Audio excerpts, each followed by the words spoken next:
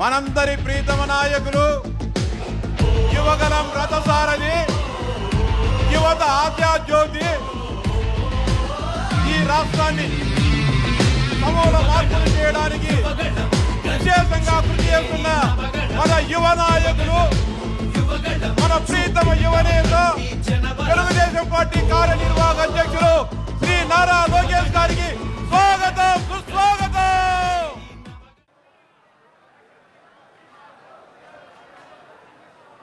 ఎన్టీఆర్ ఎన్టీఆర్ ఎన్టీఆర్ ఎన్టీఆర్ నాటి పాలకులు రాయలసీమ మీద విశ్వం చెంపితే నాది మిషన్ రాయలసీమ అంటూ పారిశ్రామికంగా సాగునీటి పరంగా వ్యవసాయ పరంగా సంక్షేమ పరంగా రాయలసీమ ముద్దు బిడ్డగా రాయలసీమ ప్రాంత సర్వతోముఖాభివృద్ధి కోసం నిరంతరం కృషి చేస్తూ అదేవిధంగా నాటి పాలకులు ఉపాధ్యాయులను బ్రాంతి సభల దగ్గర విధులకు పెడితే కాదు నేను సింగపూర్కు పంపించేసి ఈ రాష్ట్ర విద్యా వ్యవస్థనే సమూలంగా మార్పు చేస్తానని చెప్పి నిరూపించి ఈరోజు భారతదేశమే ఆంధ్రప్రదేశ్ విద్యారంగం వైపు చూసే విధంగా చేస్తున్న మన తెలుగుదేశం పార్టీ కార్యనిర్వాహక అధ్యక్షులు రాష్ట్ర మానవ వనరుల శాఖ మంత్రివర్యులు మనందరి ప్రియతమ నాయకులు గౌరవనీయులు శ్రీ నారా లోకేష్ గారిని మనందరిని ఉద్దేశించి ప్రసంగించవలసిందిగా సాదరంగా ఆహ్వానిస్తా ఉన్నాం.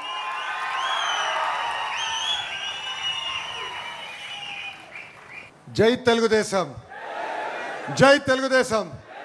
చంద్రబాబు నాయుడు గారి నాయకత్వం, చంద్రబాబు నాయుడు గారి నాయకత్వం. జోహార్ అన్న ఎన్టీఆర్, జోహార్ అన్న ఎన్టీఆర్. ఈరోజు వేదిక పైన మేమందరం కూర్చోగలుగుతున్నామంటే దాని వెనకాల వేదిక ముందలున్న తెలుగుదేశం పార్టీ కార్యకర్తల కష్టం చెమట ఉంది. ఎన్ని రకాలుగా ఇబ్బంది పెట్టినా ఎత్తిన పసుపు జెండా దించకుండా మడిమ తిప్పకుండా తెలుగుదేశం పార్టీకి కాపలా కాసింది తెలుగుదేశం పార్టీ కార్యకర్తలే. మీకు ఎంత చేసినా మీ రుణం నేను తీర్చుకోలేను. ఆనాడు యువగలం పాదయాత్రలో నేను ఇదే గడ్డపై పాదయాత్ర చేస్తే ఆనాటి పాలకులు నా పైన కోడిగుడ్లు విసిరేశారు. అయినా కార్యకర్తలు ఒకే ఒక మాట చెప్పారు, తగ్గేదే లేదు, ముందరికి నడుద్దామని. అడుగడుగున ఇబ్బంది పెట్టాలని ప్రయత్నించారు, కానీ మనం భయపడలేదు. మీ లోకేష్ యువగల పాదయాత్ర ఆపేదానికి ప్రయత్నించారు. ఆనాడు GO1 తీసుకొస్తే మడిచి ఎక్కడ పెడతావు పెట్టుకోపో, ఈ యువగలం పాదయాత్ర ఆగద్దని చెప్పా. ఎప్పుడూ ఊహించిన విధంగా 175 స్థానాల్లో మనం పోటీ చేస్తే 164 స్థానాలు మనం కైవసం చేసుకుంటాం జరిగింది. అంతేకాదు దేవుడి గడప కడప గడ్డ. కడప జిల్లా అనేది తెలుగుదేశం పార్టీ కంచుకోటలాగా ఉండేది. అలాంటిది సుమారుగా 2 ఎన్నికలు మనం ఇబ్బంది పడ్డాం. కానీ తిరిగి మీ అందరి శ్రమతో తెలుగుదేశం పార్టీ కంచుకోటగా కడప జిల్లాని తీర్చిదిద్దాం. ప్రొద్దుటూరు అంటేనే చాలా పవర్ఫుల్. ఇక్కడ ప్రజలు ఎంత గట్టిగా ఉంటారో అంత గట్టిగానే మా పసుపు సైన్యం కూడా ఉంటుంది. సీతారాములు నివసించిన పవిత్రమైన భూమి మన ప్రొద్దుటూరు. కనికా పరమేశ్వరి ఆలయం, శోషమల్లి దర్గా, RCM చర్చ్ ఉన్న పుణ్యభూమి మన ప్రొద్దుటూరు. ప్రొద్దుటూరుని మినీ ముంబై అంటారు. ఎందుకంటే వ్యాపారంలో మీరు అమ్మ స్పీడు, మీ బ్లడ్లోనే వ్యాపారం ఉంటుంది. నేను అనేక సార్లు చెప్పా, రాష్ట్ర ఎన్నికలు మొత్తం ఫండింగ్ ఒక ప్రొద్దుటూరు నియోజకవర్గం చేయగలుగుతుంది. అబ్బా, ఏకంగా బంగారం వ్యాపారంలో కూడా మీరు నంబర్ 1. ఏ వ్యాపారం మీరు వదిలిపెట్టరు, అనుకుంటే చేసి తీరుతారు. ఆ పట్టుదలనే ప్రొద్దుటూరుకి పునాది అని ఈ సభాముఖంగా చెప్తున్నా. ఇప్పుడు రాయలసీమని గోల్డ్ హబ్గా చంద్రబాబు నాయుడు గారు మార్చుతున్నారు. మనం చూసాం, జొన్నగిరి స్వర్ణగిరిగా మారింది. అక్కడ ఏకంగా ఈరోజు బంగారం తయారు చేసుకునే పరిస్థితి ఎన్డీఏ ప్రభుత్వానికి వచ్చింది. తెలుగుదేశం పార్టీ ఆవిర్భావం తర్వాత 4 సార్లు ప్రొద్దుటూరు నియోజకవర్గం గెలుస్తాం జరిగింది. ప్రతిపక్షంలో ఉన్నా అధికారంలో ఉన్నా ఎప్పుడూ ప్రొద్దుటూరిని అభివృద్ధి చేసిన వ్యక్తి మన నాయకుడు చంద్రబాబు నాయుడు గారు. ప్రొద్దుటూరిని ముందలు తీసుకెళ్ళాలి, అన్ని రంగాల అభివృద్ధి చేయాలి లక్ష్యంతో ఆనాడు మన అడుగులు వేస్తూ వెళ్ళాం.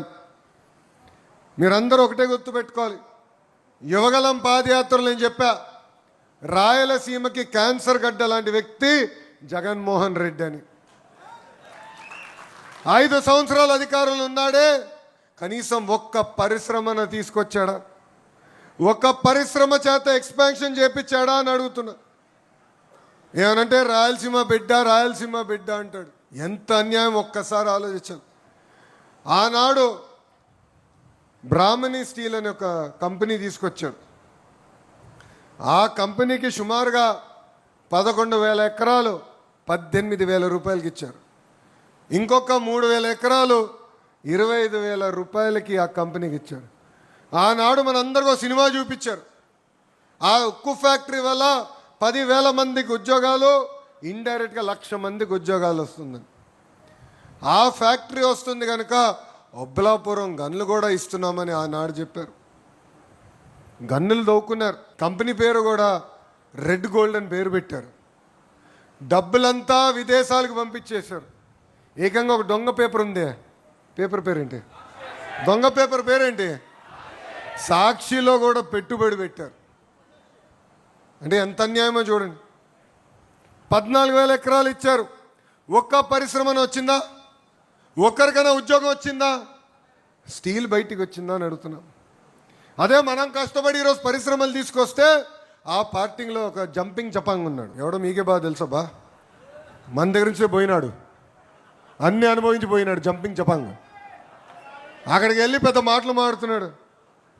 అయా నువ్వు ఇన్ని మాటలు మాడుతున్నావే, మీ నాయకుడిని ముందల ప్రశ్నించు, 5 సంవత్సరాలు కడప జిల్లాకి పీకింది ఏంటని అడుగుతున్నా. చివరికి పులివెందల కూడా నీళ్ళిచ్చింది మన నాయకుడు చంద్రబాబు నాయుడు గారు.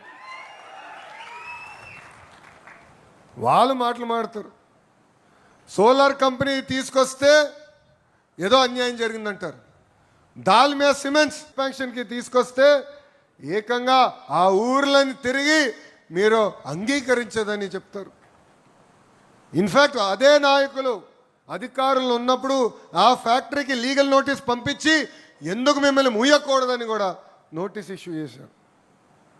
అడిగాను ఆ కంపెనీ యజమాని, ఎందుకు వచ్చింది అబ్బా నీకు లీగల్ నోటీస్ అంటే, నెల మామూలు పంపించమన్నారు, నేను ఇవ్వనని చెప్పాను, అందుకే నాకు లీగల్ నోటీస్ ఇచ్చారబ్బా అని చెప్పాడు. అంటే ఒక కంపెనీని తరిమేసేదానికి ఎన్ని రకాలుగా ప్రయత్నించారో ఇది ఇక్కడున్న కడప ప్రజలందరూ ఒక్కసారి గమనించాలి. అదే మన ముఖ్యమంత్రి చంద్రబాబు నాయుడు గారు 4వ ప్రమాణ స్వీకారం చేసిన వెంటనే ఏకంగా జేఎస్డబ్ల్యూ పనులు పరిగెత్తిస్తున్నాం. ఎస్ఏఎల్ ద్వారా ఈరోజు సోలార్ విద్యుత్ తయారు చేసే పరిశ్రమను తీసుకొచ్చాం. అంతేకాదు ఇప్పుడు దాల్మియా సిమెంట్స్, స్మార్ట్ కిచెన్స్, ఇక ఐటీలో కూడా పెద్ద ఎత్తున యువకుల్ని ప్రోత్సహించేదానికి స్టార్టప్ సెంటర్ కూడా ఏర్పాటు చేసింది ఈ కూటమి ప్రభుత్వం. ఇక్కడితోనే ఆగం. కడప జిల్లాకి పరిశ్రమలు తీసుకొస్తాం. హార్టికల్చర్లో కూడా పెద్ద ఎత్తున ప్రోత్సహించే బాధ్యత మనం తీసుకుంటామని ఈ సభాముఖంగా మీ అందరికీ తెలియజేస్తున్నాం. గొడ్డలి పార్టీ అధికారంలో ఉన్నప్పుడు ప్రొద్దుటూరు నియోజకవర్గంలో ఏం జరిగిందో ఒక్కసారి మనం అందరం గమనించాలి. ఎందుకంటే మనం కూడా మర్చిపోతాం. ఈరోజు పోలీస్ సోదరులందరూ సెల్యూట్ కొట్టినప్పుడు కష్టకాలాలు మర్చిపోతాం. నాకు ఇప్పుడు కూడా గుర్తుంది, ఆనాడు చంద్రబాబు నాయుడు గారిని ఇంటి నుంచి బయటికి రానిలేదు. ఏ గేట్ల దగ్గర అయితే ఈరోజు సెల్యూట్ కొడుతున్నారో ఆ గేట్లకి తాళ్ళు కట్టించారు జగన్. మన నియోజకవర్గానికి చెందిన మన నాయకుడు నందన్ సుబ్బయ్యని ఎంత కిరాతకంగా చంపేశారో మనందరం చూసాం. ఆ కుటుంబానికి అండగా నిలబడింది తెలుగుదేశం పార్టీ. ఆ పిల్లల్ని ఈరోజు కూడా చదివిస్తుంది మన తెలుగుదేశం పార్టీ. అంటే గొడ్డలి పార్టీలో ఏకంగా మన కార్యకర్తలను అదే గొడ్డలతో చంపేశారు, అరాచకాలు చేశారు, ప్రజల్ని ఇబ్బంది పెట్టారు, అడుగడుగున కార్యకర్తలను కూడా ఇబ్బంది పెట్టారు. ఇది ఇక్కడున్నా మనందరం మర్చిపోకూడదు. కష్టకాలాలు ఎప్పుడు మర్చిపోకూడదు. ఎంత ఇబ్బంది పెట్టామో మనందరం ఒక్కసారి గుర్తుపెట్టుకోవాల్సిన అవసరం ఉంది. నేను కూడా ఇప్పుడు నలిసిపోతే యుగలం పాదయాత్ర పుస్తకం తిప్పుతా. అప్పుడు గుర్తొస్తున్నారు, ఇంత కష్టపడ్డాం, ఇంత ఇబ్బందులు ఎదుర్కొన్నాం, ఈ కష్టానికి ఏముంది, ఇంకొక 5 గంటలు కష్టపడదాం అనే ఆలోచన నాకు వస్తుంది. సో ప్రతిపక్షాలు అనేక ఇబ్బందులు ఎదుర్కొన్నాం. ఇది మనందరం గుర్తుపెట్టుకోవాలని ఈ సభాముఖంగా కోరుతున్నాం. మనందరం చూసాం, వాళ్ళ హయాంలో బ్రహ్మణి స్టీల్ కుంభకోణం జరిగితే మన హయాంలో జేఎస్డబ్ల్యూ తీసుకొచ్చాం. వాళ్ళ హయాంలో ఏకంగా రక్తం పారితే ఈరోజు మన హయాంలో కడప జిల్లాలో ఉద్యోగాలు పారుతున్నాయి. వాళ్ళ హయాంలో ఫ్యాక్షనిజం ఉందంటే మన హయాంలో ఫ్యాక్టరీలు తీసుకొచ్చిన ఘనత. ఇది ప్రతి కార్యకర్త గుర్తుపెట్టుకోవాలి. ప్రతి గడప దొక్కినప్పుడు ప్రజల్లోకి తెలియజేయాలని ఈ సభాముఖంగా కోరుతున్నాం. మీ అందరూ తెలుసు, 2025 మహానాడున మారుతున్న కాలానికి సిద్ధాంతాలు కూడా కొన్ని మెరుగుపరుచుకున్నాం. 6 శాసనాలు మనం ప్రకటించుకున్నాం. దాంట్లో నాకు మనసుకు దగ్గరగైన శాసనం కార్యకర్తనే మా అధినేత. ఇది చెప్పి వెళ్ళిపోతాం కాదు. నియోజకవర్గానికి గౌరవ ముఖ్యమంత్రి చంద్రబాబు నాయుడు గారు కానీ మీ లోకేష్ వచ్చినప్పుడు కార్యకర్తలు కలిసి వేరే కార్యక్రమాలకు వెళ్తాం జరుగుతుంది. ఏనాడు మిమ్మల్ని కలవకుండా మేము తిరిగి వెళ్తాం జరగట్లేదు. ఎందుకంటే కార్యకర్తలు తెలియాలి, మీ సమస్యలు మేము తెలుసుకోవాలి, ఆ సమస్యలు పరిష్కరించే మార్గంలో మేము పనిచేయాలని. ఇక్కడున్న కార్యకర్తలందరూ విషయం కోరుతున్నాం. మంది ఒక పెద్ద కుటుంబం, 1,06,00,000 సభ్యులున్న కుటుంబం. ఇబ్బందులు ఉంటాయి, సమస్యలు ఉంటాయి, మనం కూర్చుని మనం పరిష్కరించుకోవాలి. చిన్న కుటుంబంలో కూడా సమస్యలు ఉంటాయి, మనం బయటికి చెప్పుకో, మనం కూర్చుంటాం, కుటుంబం పెద్ద దగ్గరికి వెళ్తాం, ఈ సమస్యను ఎలా పరిష్కరించాలని అడుగుతాం. ఈరోజు క్లస్టర్ ఉంది, బూత్ ఉంది, దానిపైన యూనిట్ ఉంది, గ్రామ పార్టీ ఉంది, క్లస్టర్ ఉంది, మండల్ ఉంది, లేదంటే డివిజన్ ఉంది, ఏకంగా నియోజకవర్గం ఉంది. దాని తర్వాత పార్లమెంట్ పార్టీ అధ్యక్షులు ఉన్నారు, జోనల్ కోఆర్డినేటర్ ఉన్నారు, ఇన్ఛార్జ్ మార్చులు ఉన్నారు. మన సమస్యలు పరిష్కరించే వరకు మనం వదిలిపెట్టకూడదు. పార్టీలో సంస్కరణలు తీసుకొచ్చడానికి నేను అహర్నిశలు కష్టపడ్డా. మీరందరూ అనుకోవచ్చు లోకేష్కి ఏముంది, చాలా తేలికైన పని, చిట్కేస్ట్ అయిపోతుంది. జిల్లా వ్యవస్థ నుంచి పార్టీ వ్యవస్థ తీసుకొచ్చేదానికి నాకు 3 పాలిట్ బ్యూరో మీటింగ్లు పట్టింది. చాలామంది అంగీకరించలేదు మొదటిసారి. రెండోసారి మళ్ళీ ప్రయత్నించా, 50% స్ప్లిట్ వచ్చింది. నేను వదిలిపెట్టలా. మీటింగ్ అయిన తర్వాత మళ్ళీ పెద్దలతో మాట్లాడా, మళ్ళీ నెక్స్ట్ పాలిట్ బ్యూరో మీటింగ్ తీసుకొచ్చి అనుకున్న సంస్కరణలు నేను సాధించా. ఇది మీ అందరికి ఎందుకు చెప్తున్నానంటే సమస్యలు ఉంటాయి, పరిష్కరించుకోవాల్సిన బాధ్యత మనందరిపైన ఉందని మీకు తెలియజేస్తున్నా. అంతేగాని మీడియాకి ఎక్కి మనము పార్టీని ఇబ్బంది పెట్టే పరిస్థితి రాకూడదు. ఈరోజు నేను అనుకున్న నిర్ణయాలకి అన్నీ బాబు గారు అంగీకరించవచ్చు, నేను అనుకునే అన్నీ అవ్వకపోవచ్చు. బాబు గారితో నేను చర్చిస్తా 4 గోడల మధ్యన, బాబు గారితో హోరాహోరీగా మాడతా 4 గోడల మధ్యలో. బయటికి వచ్చిన తర్వాత ఒకే నినాదం, జై తెలుగుదేశం, జై చంద్రబాబు నాయుడు గారు. ఇది ఇక్కడున్న ప్రతి కార్యకర్త గుర్తుపెట్టుకోవాలని కోరుతున్నాను. పెద్దలు వరదరాజుల రెడ్డి గారు ఈరోజు శాసనసభ్యుడిగా మన ముందలు ఉన్నారు. వరదరాజుల రెడ్డి గారు కూడా కొన్ని విషయాలు చెప్పదలుచుకున్నారు. ప్రతిపక్షంలో నేను పాదయాత్ర చేసినప్పుడు అనేక మంది నాయకులు నాతో నడిచారు, కార్యకర్తలు నాతో నడిచారు. వాళ్ళందరూ ఎవరో మనకు అందరికీ బాగా తెలుసు. వాళ్ళందరినీ కూడా కలిసికట్టుగా తీసుకెళ్ళి ప్రోత్సహించాల్సిన బాధ్యత పెద్దలుగా మీ పైన ఉందని ఈ సభాముఖం మీకు తెలియజేస్తున్నాం. ఇక్కడ వర్గాలు ఉండవు, ఒకే పార్టీ, అది తెలుగుదేశం పార్టీ ఉంటుంది. ఎవరన్నా వర్గాలు చేయాలనుకుంటే తలుపురు సిద్ధంగా ఉంది, మీరు వెళ్ళొచ్చు. ఆ వర్గాల వల్లనే పార్టీ నష్టపోతుంది. ఆ వర్గాల వల్లనే కంచుకోట లాంటి కడప జిల్లాలో మనం ఇబ్బంది పట్టాం. ఇక్కడున్న కార్యకర్తలందరూ కూడా పిలిపిస్తున్నా, వర్గాలకి దూరంగా ఉండండి, పార్టీని నమ్ముకోండి, మిమ్మల్ని పైకి తీసుకొచ్చే బాధ్యత మీ లోకేష్ అని సభాముఖంగా తెలియజేస్తున్నా. మీ అందరు తెలుసు, మై టీడీపీ యాప్ కూడా తీసుకొచ్చాం. చాలామంది అడిగారు నన్ను, ఎందుకబ్బా ఈ యాప్, ఈ టెక్నాలజీని, కూర్చోండి, టెక్నాలజీ ఎందుకని అడిగారు. ఈరోజు గ్రామ స్థాయిలో ఎవరు పనిచేస్తున్నారు, బూత్ స్థాయిలో ఎవరు పనిచేస్తున్నారు తెలుసుకోవాలంటే ఏదో మార్గం ఉండాలి. సుమారుగా 4 లక్షల మంది నాయకులు ఉన్నారు తెలుగుదేశం పార్టీలో. 4 లక్షల నాయకుల్ని జల్లెడు పట్టాలంటే టెక్నాలజీ అవసరం. అందుకే మై టీడీపీ యాప్ డౌన్లోడ్ చేసుకోమంటున్నా. మీరు చేస్తున్న ప్రతి కార్యక్రమం పార్టీకి తెలియజేయాలంటే ఆ యాప్ని వినియోగించమని ఈ సభాముఖం మిమ్మల్ని కోరుతున్నా. ఇక్కడున్నా మిమ్మల్ని అందరిని అడగాలి, ఎంతమందికి మై టీడీపీ యాప్ ఉందో చేతులు పైకి ఎత్తండి. అందరూ ఇప్పుడు ఎత్తుతారు, ఫోటోలకు వస్తారో చెక్ చేస్తారు, లేకపోతే నో ఫోటో. అంగీకరిస్తున్నారా? యాప్ ద్వారా తెలుస్తుంది ఎవరు పనిచేస్తున్నారు. పార్టీ కొన్ని కార్యక్రమాలకు పిలిపిస్తుంది, అది స్ట్రక్చర్డ్ ప్రోగ్రామ్, అది మేము చెప్తాం ఎట్లా చేయాలో. ఇప్పుడు డోర్ టు డోర్ గురించి చెప్పబోతున్నా, అవన్నీ మీరు చేస్తారు. అంతేకాకుండా కొన్ని కార్యక్రమాలు మీరు స్వతహాగా పాల్గొంటారు, అది అక్కడ ఫీడ్ అని ఉంది, అక్కడ మీరు అప్లోడ్ చేస్తే నేరుగా నాకు తెలుస్తుంది. సో ఏ కార్యక్రమం చేసినా పార్టీకి మై టీడీపీ ద్వారా తెలియజేయండి. మిమ్మల్ని ఎత్తుక్కుంటా వచ్చే బాధ్యత నాదని సభాముఖ హామీ ఇస్తున్నాం. ఈరోజు నామినేటెడ్ పోస్ట్ విషయం తీసుకున్నాం, అందరికీ న్యాయం చేసామని నేను అనట్లా. కానీ ఈరోజు నామినేటెడ్ పోస్ట్లో కూర్చున్నారంటే రికమెండేషన్ ద్వారా రాలా. వరదరాజుల రెడ్డి గారు కానివ్వండి, మీ లోకేష్ కానివ్వండి, కేవలం ప్రతిపాదించగలుగుతాం. మా అందరికీ లాగిన్లు ఇచ్చింది పార్టీ. మేము ఎవరైనా ప్రతిపాదించాలంటే మీ సభ్యత్వ నంబర్ పెట్టి 5 ప్రశ్నలు అడుగుతుంది పార్టీ, అది మేము తెలియజేస్తాం. దాని తర్వాత చంద్రబాబు నాయుడు గారు ప్రతి పేరు చూస్తున్నాం, ఈ ఒక్క పేరుని వదిలిపెట్టట్లా.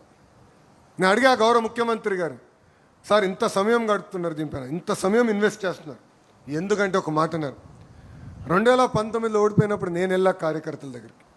కార్యకర్తలు ఆనాడు పడిన ఇబ్బంది నేను తెలుసుకున్నా, అది జరగకుండా చూసుకోవాల్సిన బాధ్యత నా పైన ఉంది, అందుకే ఇంత సమయం ఇష్యూ పైన పెడుతున్నానని చెప్పిన వ్యక్తి మన గౌరవ ముఖ్యమంత్రి చంద్రబాబు నాయుడు గారు. నవంబర్కి మన నామినేట్ పోస్ట్ మొదటి విడత పూర్తవుతుంది, మళ్ళీ మిగతా సభ్యులకు అవకాశం వస్తుంది.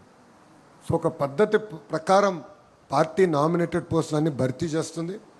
ఎవరైతే ఫీల్డ్లో పనిచేశారో వాళ్ళని గౌరవించే బాధ్యత నాదని మళ్ళీ తెలియజేసుకుంటున్నాం. ఈరోజు మీరు అందరూ చూస్తున్నారు, 1వ తారీఖు నాడు పెన్షన్ ఇస్తున్నాం, 4,000 రూపాయలు.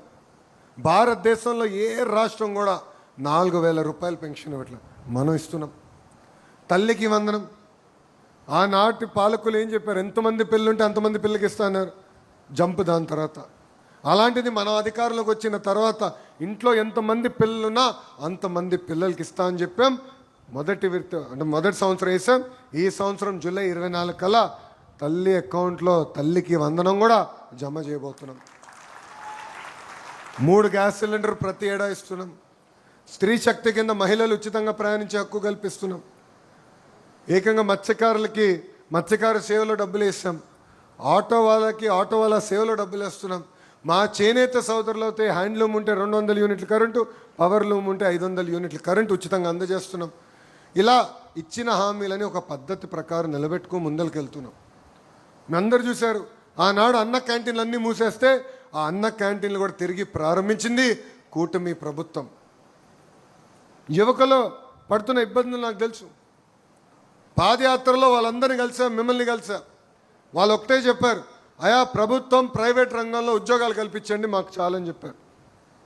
అందుకే మన ప్రభుత్వ అధికారంలోకి వచ్చిన మొదటి సంవత్సరంలోనే మెగా డిఎస్సి ఏర్పాటు చేసి 16,000 పోస్టులు భర్తీ చేసుకోవడం జరిగింది.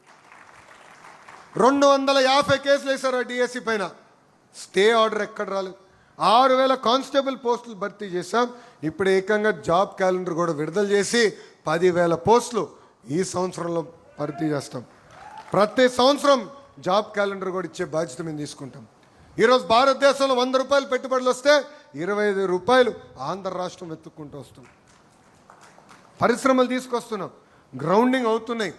పెద్ద ఎత్తున ప్రైవేట్ రంగంలో కూడా నిరుద్యోగ యువకులకి ఉద్యోగాలు కల్పించే బాధ్యత కూడా మేము తీసుకుంటాం. ఇది ప్రజల్లోకి తీసుకెళ్లాల్సిన అవసరం ఉంది. ప్రజల్లో చైతన్యం తీసుకురావాల్సిన అవసరం చాలా చాలా ఉంది. ఈరోజు మనం చూస్తున్నాం, రూపాయి సంపాదిస్తే ప్రభుత్వాలు రూపాయి 40 పైసలు ఖర్చు అవుతుంది. అంటే ప్రభుత్వ ఉద్యోగస్తుల జీతాలు కానివ్వండి, పెన్షన్లు కానివ్వండి, మన ఇస్తున్న సంక్షేమ అభివృద్ధి కార్యక్రమాలు కానివ్వండి, సుమారుగా రూపాయి 40 పైసలు ఖర్చు అవుతున్నాయి. మనం అభివృద్ధి కార్యక్రమాలు అంటే రోడ్లు వేయాలన్నా, బ్రిడ్జిలు వేయాలన్నా కేంద్ర ప్రభుత్వ సహకారంతో మనం చేయగలుగుతున్నాం. శాస్కి స్కీమ్ అని ఇలాంటి అనేక స్కీములతో అనుసంధానమై కానీ మనం చేయలేకపోతున్నాం. గత పాలకులు అప్పులు చేస్తూ బటన్ నొక్కినారు. ఆ అప్పులంతా ఈరోజు వచ్చి మన భారంగా మారింది. ఒక పక్కన వడ్డీ కట్టాలా, అసలు తీర్చాలా, మనం ఇచ్చిన హామీలు నిలబెట్టుకోవాలా, మళ్ళీ అభివృద్ధి కార్యక్రమాలు కూడా చేయాలి. కరెంటు ఛార్జీలు మనం పెంచలేదు, ఆర్టీసీ ఛార్జీలు మనం పెంచలేదు, చెత్త పైన పన్ను తీసేసాం. అంటే ఒక పక్కన ప్రజలపైన భారం తగ్గిస్తూ ఇంకో పక్కన ఎకనామిక్ యాక్టివిటీ పెంచి ఈరోజు మన సంక్షేమ కార్యక్రమాలు చేస్తున్నాం. మన ఆర్థిక శాఖ మార్చులు ఉన్నారు కేశవ్ గారు, ఆయనకు ముద్దుగా ఒక పేరు పెట్టినాం. ఆయన ఎప్పుడొచ్చినా గౌరవ మంత్రులందరూ మేము నుంచుని ఇట్లా వంగి లక్ష్మి అని నమస్కారం పెడతాం. ఆయన అన్నాడు నాతో, నా పైన చాలా కసి ఉంది బాబు నీకు అన్నాడు. ఎందుకన్నా ఆర్థిక శాఖ ఎందుకు ఇచ్చానైనా నాకు అని అడిగాడు. అంటే ఎంత ఇబ్బందులు ఉన్నాడో ఒకసారి ఆలోచించాను.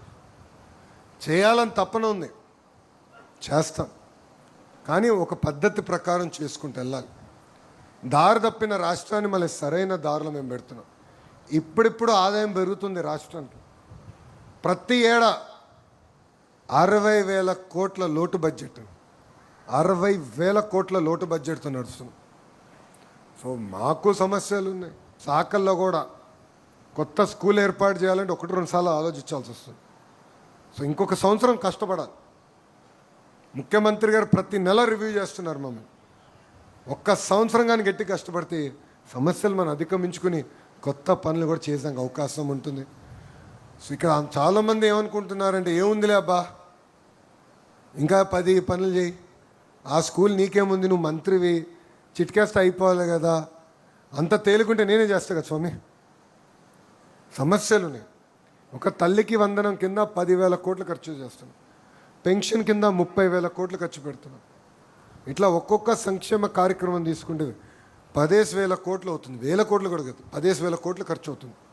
ఏ రాష్ట్రం చేయని విధంగా మన రాష్ట్రంలో సంక్షేమం జరుగుతుంది. ఇది ప్రజలకి తెలియజేయాల్సిన బాధ్యత మనందరిపైన.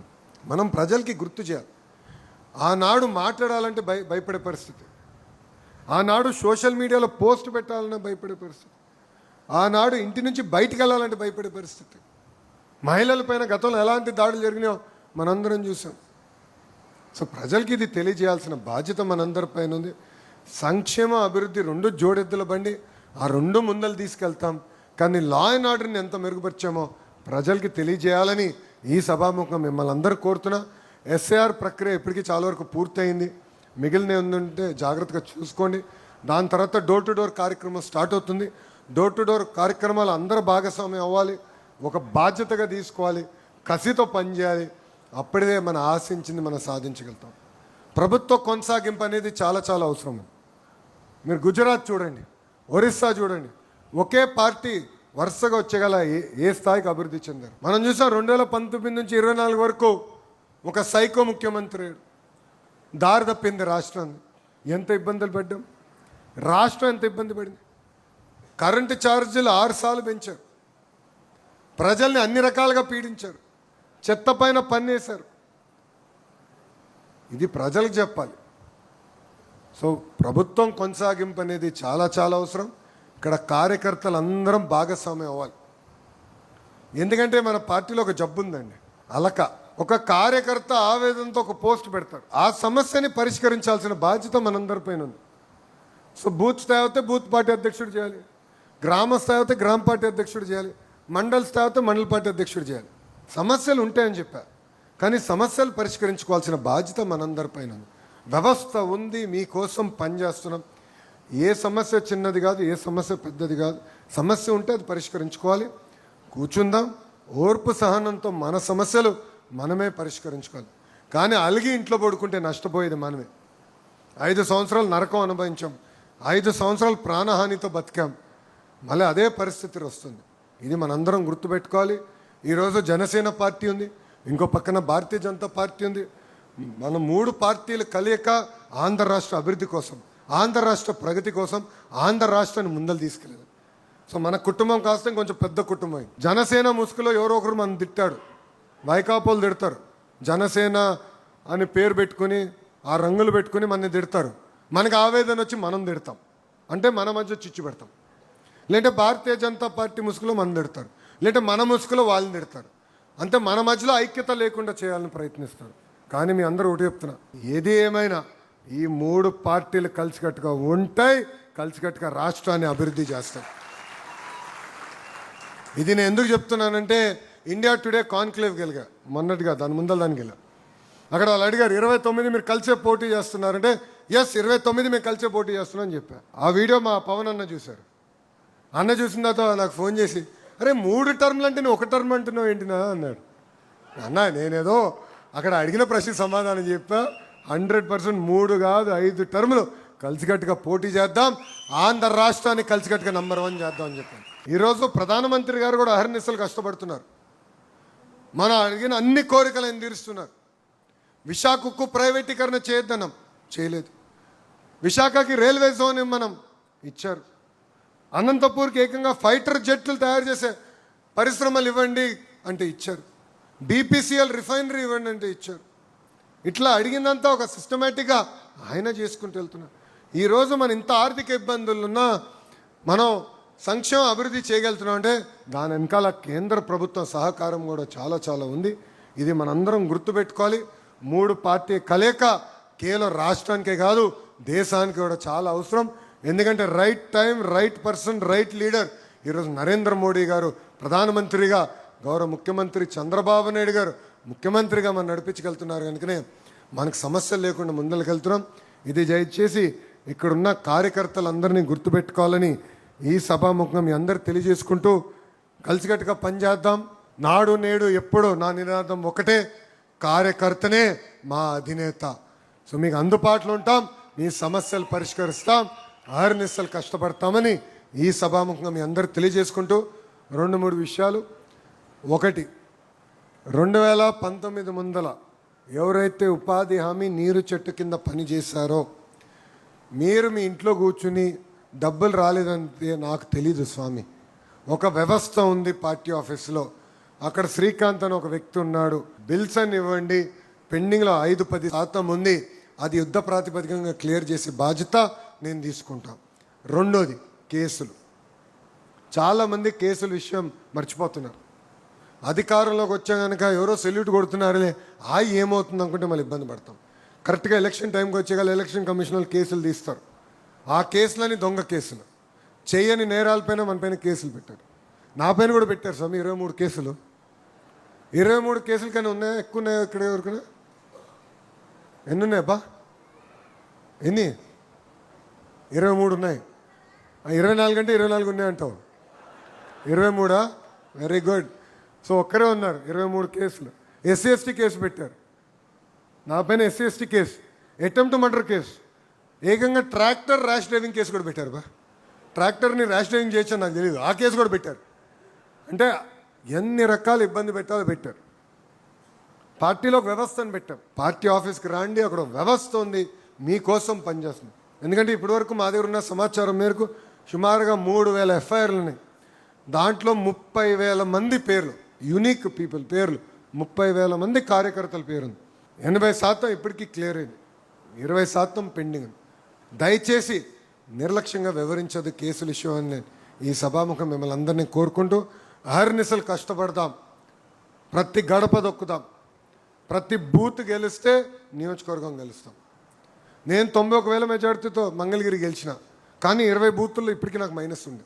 20 బూతులు సమీక్ష చేసుకున్నా, ఆ 20 బూతులు ఎందుకు మైనస్ వచ్చింది?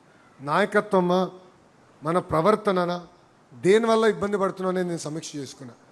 సో 91,000 మెజార్టీ వచ్చినప్పుడే నేను అంత కష్టపడుతుంటే మళ్ళీ మనందరం అంత కష్టపడాలి. ప్రతి బూత్ ఇంపార్టెంట్, ప్రతి ఓట్ ఇంపార్టెంట్. ప్రజల్లో తిరుగుదాం, ప్రజల్లో చైతన్యం తీసుకొద్దాం. అండ్ నేను ఇక్కడ మిమ్మల్ని అందరినీ చివరిగా కోరేది ఒకే ఒక విషయం, అహంకారం వద్దండి. 151 సీట్లు 11 అయిందంటే దానికి కారణం అహంకారం. అహంకారంతో ఎప్పుడైతే వ్యవహరిస్తామో ప్రజలు ఒప్పుకోరు. తప్పు చేసినా ప్రజలు క్షమిస్తారు. తప్పు చేస్తే ప్రజల దగ్గరికి వెళ్ళి క్షమించండి నేను తప్పు చేశానంటే క్షమిస్తారు. ఒక 2 పనులు తక్కువ చేసినా క్షమిస్తారు. కానీ అహంకారంతో ఎప్పుడైతే మనం వ్యవహరిస్తామో ప్రజలు మనకి ఫుల్ స్టాప్ పెడతారు. 151 11 అయింది. ఇది మనందరం గుర్తుపెట్టుకుని ప్రజలతో మమేక్యం అవ్వాలి, ప్రజలతో అటాచ్మెంట్ ఉండాలి. ఎమోషనల్ అటాచ్మెంట్ ఏర్పడినప్పుడే మనం గెలవగలుగుతున్నాం. చాలామంది అడిగారు, మంగళగిరి నియోజకవర్గంలో మీకు అంత మెజార్టీ ఎందుకు వచ్చింది? అటాచ్మెంట్ ఏర్పడింది. మంగళగిరి వాళ్ళు ఎవరో ఎప్పుడు కలవాలన్నా, వేరే ఏ పనులున్నా మానేసుకుని మంగళగిరి ప్రజల్ని ఫస్ట్ కలుస్తాం. అన్ని సమస్యలను పరిష్కరించలేకపోవచ్చు, కానీ కూర్చుంటా వాళ్ళతో మాట్లాడతా, చేయగలిగినంత వరకు వాళ్ళ సమస్యలను పరిష్కరిస్తాం. సో అటాచ్మెంట్ అనేది మీరు ఏర్పాటు చేసుకోవాలి. ఇక్కడ మీరు అందరికి ఉందా అటాచ్మెంట్? ఈరోజు బూత్ స్థాయిలో యూనిట్, క్లస్టర్, గ్రామ, మండల, స్టేట్ కమిటీలు వచ్చారు, ఫర్ నియోజకవర్గ కమిటీలు వచ్చాయంటే అటాచ్మెంట్ ఉంది కనుక వచ్చారు. కానీ అధికారులు వచ్చినప్పుడు కొంచెం స్పీడ్గా మాట్లాడచ్చు, స్పీడ్గా వ్యవహరించవచ్చు. అది చేయొద్దండి.